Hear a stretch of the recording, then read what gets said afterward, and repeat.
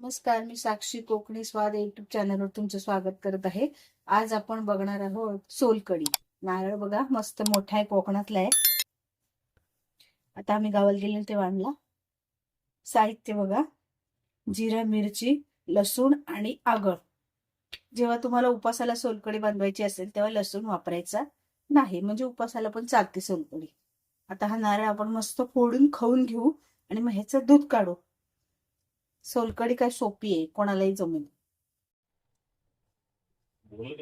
बघा नारळ खाऊन झालाय आपला, ह्यातला थोडा आणि ही पूर्ण वाटी, कवड म्हणतो त्याला आपण, मराठीत कोकणात कवड म्हणतात तिथं। मी एक कवड पूर्ण घेतली, त्यातलं थोडं घेतलं आणि ह्यातलं पूर्ण घेतलं। आता आपण हा नारळाचा चव, नारळाचा चव म्हणतात कोकणात, नारळाचा चव आपण मिक्सरमध्ये छान बारीक करून त्याचं दूध काढून घेऊया। हे बघा खोबरं टाकले मिक्सरच्या भांड्यात, आणि मी आधी माझ्याकडे खोबऱ्याचे तुकडे होते ते बारीक करून ते फिरवून ते पण वापरले। नारळ महाग आहे ना, मग कशाला वाया घालवायचं। आता आपण हे नारळाचं खोबरं आधी फिरवून मिक्सरवर दूध काढून घेऊया।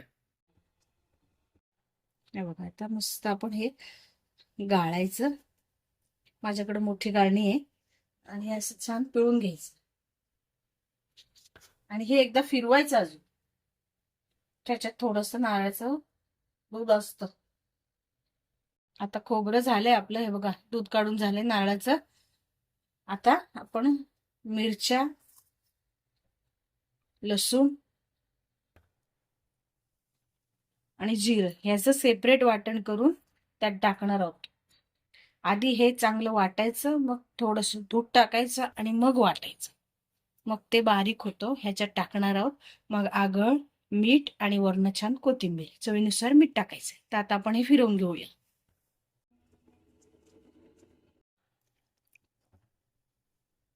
बारीक झालं एकदम, त्याचा फ्लेवर येतो ना, तो सोलकडीत उतरला ना की सोलकडीची एक वेगळी टेस्ट, चव लागते।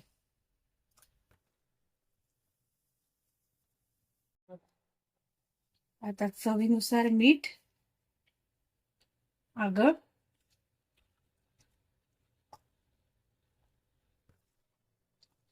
मस्त रंग आलाय बघा सोलकडीला, आणि कोथिंबीर। आपली सोलकढी रेडी आहे। तुम्हाला जर माझी रेसिपी आवडत असेल तर लाईक, शेअर, सबस्क्रायबर्स नक्की करा, बेल आयकॉनचं बटन दाबा। सोलकढीला रंग मस्त आलाय। अजून पाहिजे असेल तर चव घेऊन तुम्ही आगळ, मीठ ऍड करू शकता। मिरच्या सुद्धा बेताने घालायच्या। लसणीचा फ्लेवर थोडासाच आला पाहिजे, जास्त नाही आला पाहिजे।